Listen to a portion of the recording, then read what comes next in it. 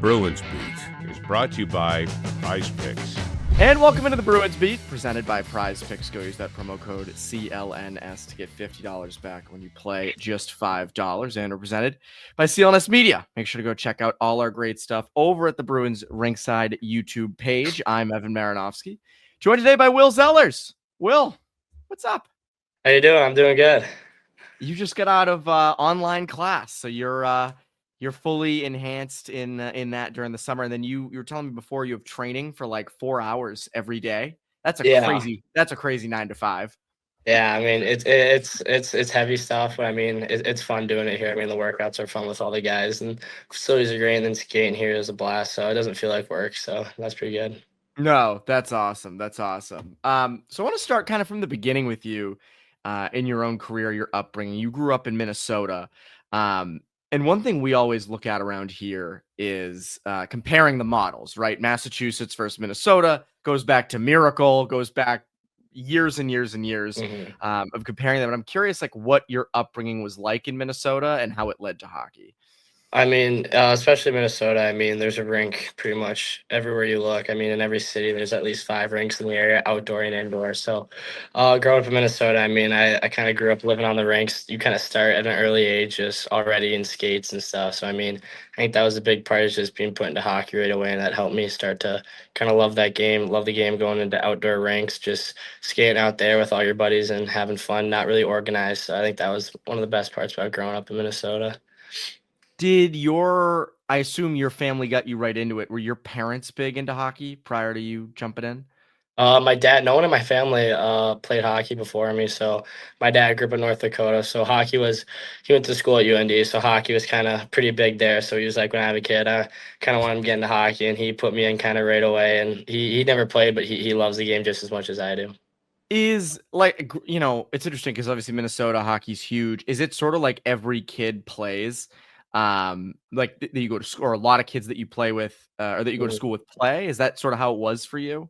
Yeah, I mean, especially growing up in like grade school, a lot of my buddies I played with growing up, going to school, hanging out with them at school, and then seeing them at hockey a little bit after. So that was pretty common. Just a lot of the guys in your classes and in your grade, in 5th grade, 4th grade, you're seeing them at school and then also seeing them at the rink. So I think that was a good thing, being able to kind of have buddies at the rink too, and guys you're going to school with too.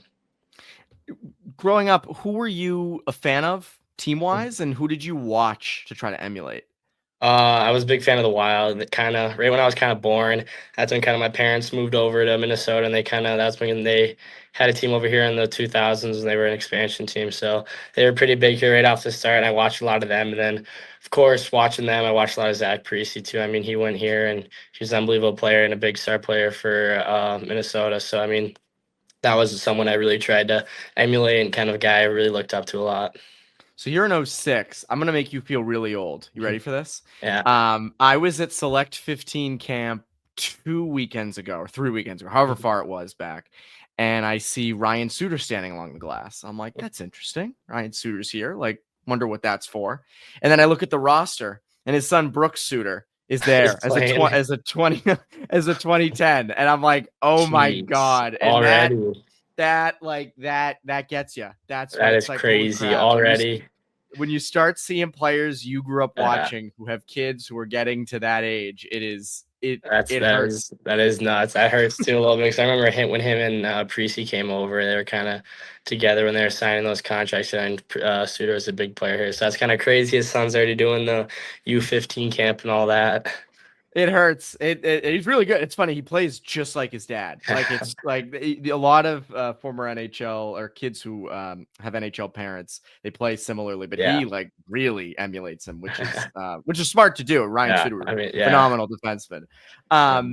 So you get into that, and then when in your career did things get serious with hockey? When was it like, all right, like this isn't just a sport I'm playing. I'm really committed to this.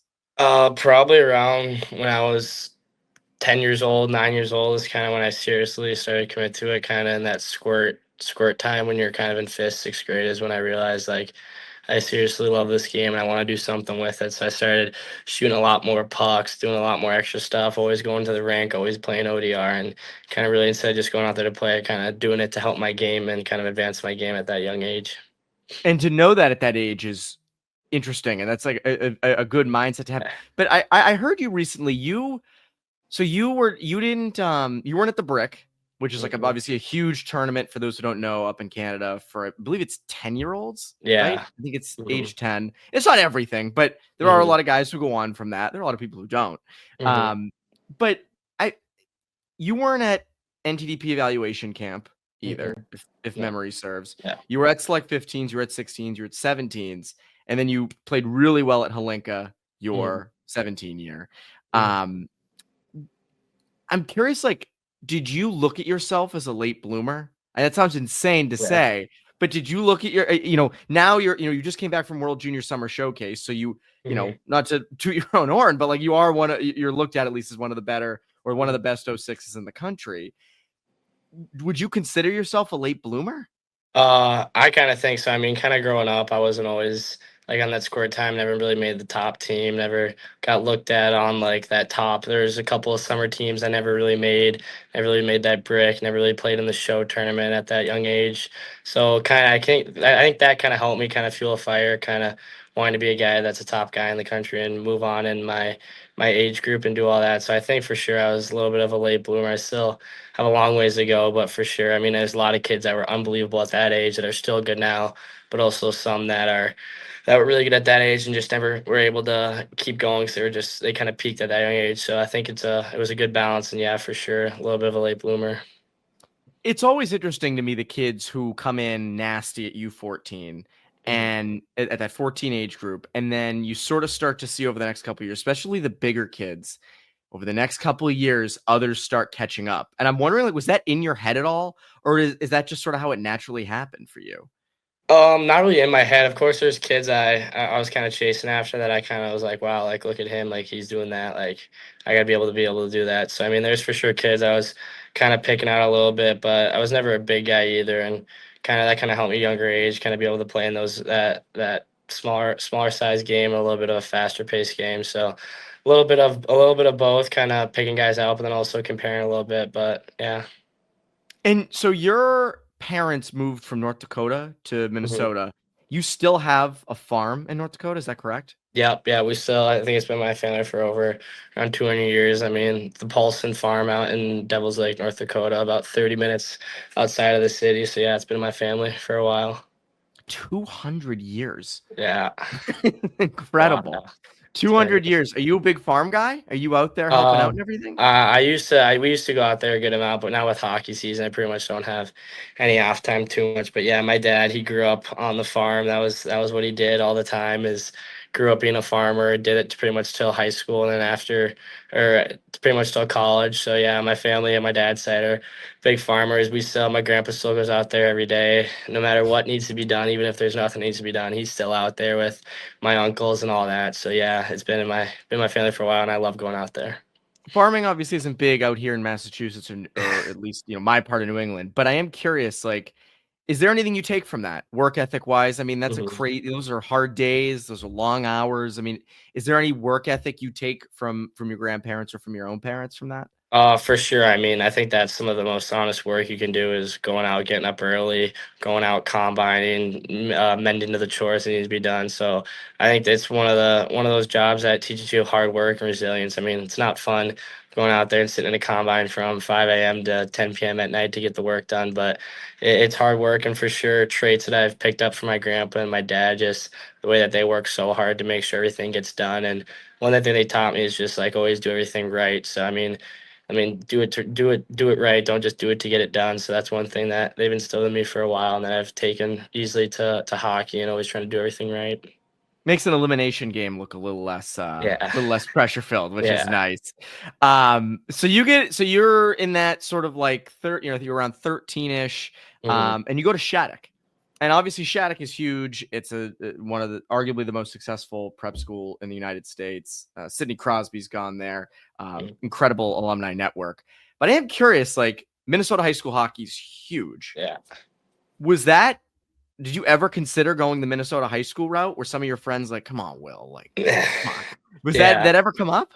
Yeah, for sure. It came up a bunch. I mean, high school hockey, Minnesota, it's crazy. I mean, they sell out every game, no matter what rink it's at, no matter who's playing each other. It's always packed. The whole town gets shut down for the games in Maple Grove, and then especially when they go to the tourney. I mean, that place is sold out at NHL Stadium. The tickets sell in like a minute. So, It's I mean, insane. of course, you want to play in that environment, but I kind of make some sacrifices along the way. Of course, I wanted to play it, but I kind of knew that if I wanted to become a top player in hockey and eventually go D1 and maybe even go to that pro route, I had to do something a little different with my development and kind of sacrifice that fun time with my friends, those football games, the dances, prom, and all that stuff, and kind of go to Shattuck and just kind of put your head down and work there. And hopefully, it all worked out. And luckily enough, I think it did. Yeah, it certainly did. I mean, your time at Shattuck was you had really good numbers there. But I'm curious, like day to day. I'm not familiar with Shattuck Hmm. super, a ton. I imagine it's school all day. It's not like a typical hockey It's not like a hockey academy where you do hockey all day, Hmm. right? Like, what was a day in the life like at Shattuck? I mean, a little bit. I mean, we didn't have classes Wednesdays and Fridays. They were called blended days. So if you had a certain grade in the class above, like I think it was above like a 70, you didn't have to go into class that day. So on Thursdays or on Wednesdays and Fridays, we'd be at the rink all day. But average day is usually got class from 8 o'clock.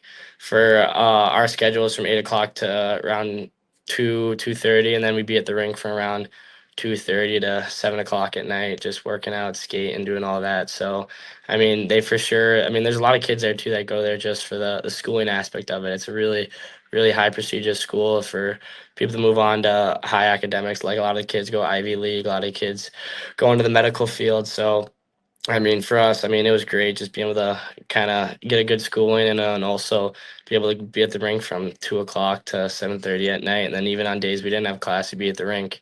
You get up at like 9 o'clock. You go from 9 to 1 o'clock. Then you go for your practice time at like 3, and we'd be there from 3 to 6 o'clock again. So kind of just lived there and hung out there a lot. I'm always curious. Like there are a lot of hockey academies around here, and it's similar type of schedule. It's a lot of hockey, a good amount of school, but a lot of hockey. Mhm. And junior hockey is basically a job. Yeah. But it sounds like obviously you have school and everything like that, and you have social life and at Shattuck, of course. But Hmm. it is a lot of hockey, and I'm wondering if how you took to that. Where it was, if you were to Minnesota high school, it's more of Hmm. a typical schedule. Um, did it ever feel like a job, or did you just absolutely love it? No, I mean, it still hasn't even felt like a job or like work you got to get done. I mean, I've loved every second of it, like going to that rink every day. And we had 3 rinks, and one was a mini rink. So like a 3-on-3 rink. So we'd go out there early in the morning, get a goal, get a couple goalies on school, and go play 3-on-3 for 2 hours before we get to school. So I mean, never really felt like we're PrizePicks is the best place to turn your sports knowledge into cash. With millions of members, PrizePicks has made daily fantasy sports accessible to all. You just pick more or less on at least 2 players for a shot to win up to 2,000 times your cash. Run your game all season long on PrizePicks. PrizePicks is the best way to get action on sports in more than 30 states, including California, Texas, and Georgia. PrizePicks is the best place to win cash while watching sports. Join millions of users and sign up today. The app is so easy to use. To create a lineup, all you have to do is pick more or less on a few player stats for your shot to win up to 2,000 times your money. Sign up today and get $50 instantly when you play $5. Don't even need to win to receive the $50 bonus because it's guaranteed. PrizePicks also offers weekly promotions that can lead to big payouts like Taco Tuesday each Tuesday. PrizePicks discounts select player projections up to 25% to provide even more value for your lineups. I can't say it enough. With the Red Sox, I know they got a tough stretch coming up, but I like the hits, RBI, lines over there at PrizePicks. Pick more or less on those. I like those. They have some hot hitters. Cedar Rafaela has been hot. Alex Bregman coming back from injury. He's been great. So go do that. Download the app today and use code CLNS to get $50 instantly after you play your first $5 lineup. That's code CLNS to get $50 instantly after you play your first $5 lineup. PrizePicks, run your game. And we were dealing with some technical difficulties there. Will Zellers in a different location. Credit to you, Will, for better Wi-Fi and everything. That is a pro move. That is we talk about projecting a lot. I project a good pro there, knowing where the good Yeah. Wi-Fi is. But so you were talking there about Shattuck and Mhm. sort of what kind of development model they had for you. It was a lot of hockey. Hockey became kind of a main fixture for you. One thing I'm always fascinated with is goal scoring. Mhm. It's so random. There are Mhm. really good players who can't score. There's the opposite where there's guys who can score who maybe aren't the best players outside of it. Um, Goal scoring for you, is there a trick you have? Is it just a hard shot? Like, what is it? I know it sounds really generic in general, but like, what is it for you that seems to work? To be honest, I've never really, I mean, I've got that question a lot. Like, I've never really known what, like, makes me score. I mean, I love scoring. I mean, that feeling when you score a goal for your team to even get a go-ahead goal to do that. I mean, that feeling you get when you know you're contributing to the team. I mean, it's an unreal feeling. But I mean, I don't have the hardest shot in the draft, the hardest shot in the world, the most accurate shot, the best release. But I think just kind of that mindset of just always wanting to put that puck in the back of the net and always striving to score every shift, no matter what shift it is, no matter what the score is, just always wanting to score a goal or create a scoring chance kind of puts me in a position to kind of make that fuel to the fire and kind of make me want to score and put that puck in the net. But I mean, yeah, I never really able to figure it out too much. I mean, I kind of growing up in levels, always kind of been able to score, but you kind of question a little bit when it will stop. But luckily enough, it hasn't stopped yet. Yeah, hopefully it continues. I Yeah, think it'll continue. It's funny. I remember I heard Patrick Kane once say, "Scorers shoot low," and that yeah. like blew my mind because you grow up, you think I got to try to snipe top corner. I've got to try to knock the water bottle off. And I'm curious if that's something that you've run into where shooting low has paid off. I mean, yeah, for sure. I mean, I can't remember. I mean, the last time I've sniped a shot, bar down, short side. Like, I don't really look for it too much. I mean, goalies are so big these days. I mean, with the goalie we have here, Gibson. I mean, he's 6'6". I mean, you're not beating him high. You're not beating him high. So kind of shooting like that ankle high area, right above the pad, under the glove, right above the blocker, right below the blocker, under the blocker. So I mean, that's kind of the spots I've been kind of picking out too, a lot with a lot of my goals in 5-hole too. I mean, I rarely shoot high. Of course, if it's open, I'll hit it, but kind of those lower pockets that are kind of hard to get to for goalies are a lot better, higher scoring chance than trying to go right past your glove side, short side. Yeah, and you see it more and more now where like the snipes, you're right, goalies are too good. Mm-hmm. They're very aware, they're more technical than they've ever been. So it is harder to kind of pick those Mm-hmm. corners um up high. And then from you going, you have a really successful year at Shattuck as an 18U, and then you take an extra year there at Shattuck to develop instead of jumping to junior. And this is something you and I talked about at development camp a little bit Mm-hmm. is, a lot of kids in your spot would have said, "No, I'm going to junior a year early," and you decided, "No, I'm going to stay at Shattuck for an extra year and develop." And I'm curious, like, how you think that helped you going forward now 2 years ago. I think it helped me a massive amount. I mean, I think that was when I kind of took that leap, and I had a good year my 18th year, but then kind of realized, I mean, it's not normal, not the most normal thing to stay at Shattuck or prep school for your draft year. Everyone usually wants to go to juniors, higher projection, higher all that. But I mean, being at Shattuck, I mean, they develop players. They give you every tool you could want to become a good hockey player with the ice time, the workouts, the coaching staff. So, kind of talking with my parents, my agent and the coaches there and even people in Green Bay, they agreed with me. I thought that was the best opportunity and the best place for me to kind of develop. And I had some people telling me I was kind of dumb to stay there for my draft year, but wasn't really too worried about my draft year. I was more worried about just developing as a player and making my way up the ladder. I mean, the draft came to, of course, and what was selected, but I couldn't be happier with the path I took and the way I took it. Yeah, I think there's something to certainly for people to learn from that path of sort of, taking your time to develop, not rushing it. We talked to Ryan Walsh last week, who sort of did a similar thing where it's like there's no rush to get on with Hmm. it. And you see it more and more with kids coming up now. And then when you get to the USHL, what were some of the big adjustments you had? Your goal scoring continued in Green Bay. Obviously, won Player of the Year there. Was it 44 goals if memory Yeah, serves? It was yeah, quite a number. You could say it. You could say it. It was yeah. 44 goals. And for you, like, what did you notice? Was there anything different? Was it harder to get to high danger areas? What were sort of your first impressions there? I mean, yeah, I mean it was a lot faster pace, a lot more bigger guys. I mean, you're not beating guys one on one as easily as you were in the U18 level, but I think for sure just getting shots off was a big thing I kind of struggled with in the beginning was kind of just getting my shot off and shooting through those screens. I mean, every defender these days there's some big dudes out there with long sticks that are reaching out over you. I mean, they're not using their stick to dangle guys, they're using it to get in my stick and make me sure I don't get that shot off. So I think that was a big adjustment, was kind of getting my shot off and getting into those high scoring chances in the slot and doing all that. And that off the puck stuff was a little bit of a struggle when there's a guy always on you. But I mean, as it got on, you kind of learned to adapt to it and kind of change your ways a little bit. I mean, that's what happens at every level. You learn to change your skill set, change what worked in the past levels, what works now. So I mean, it was tough, but it was good to learn, good learning experience. So I'm gonna guess that for the NHL trade deadline this year, you were not super paying close attention to it. I would assume, given that you're No. probably like, whatever. Take me through that day. How did that all sort of, what was that like getting traded? Yeah, to the Bruins? so it was a Friday, so it was a game day for us. So we had meetings in the morning. We don't pregame skate at Green Bay, so we used to do our meetings for about an hour, 2 hours. So got back to my billet house, did my stretches, and then me and my billet brother Aiden Park. We watched the Minnesota State High School Hockey Tournament online on our TV. Just watched it a little bit, and then my phone kind of started to blow up a little bit. My agent called me and was like, "You might be getting traded." And I was like, "What? Like the Green Bay deadline, like the USHL deadline, like it's over with. Like where is he sending me?" He's like, "No, in the NHL deadline." I was like, "All right." And he's like, "You might be getting traded." He's like, "It's not for sure. We just don't want you to get blindsided by it." I'm like, "All right." Put my phone down, don't really think of anything. Then like about 5 minutes later, a bunch of my teammates called. They're like, "Dude, check Twitter right now. Go on Twitter." And then kind of found out on Twitter that I got traded in the Charlie Coyle trade. And then soon after, Sweeney called me, and then a couple of the AS player development players called me and kind of let me know.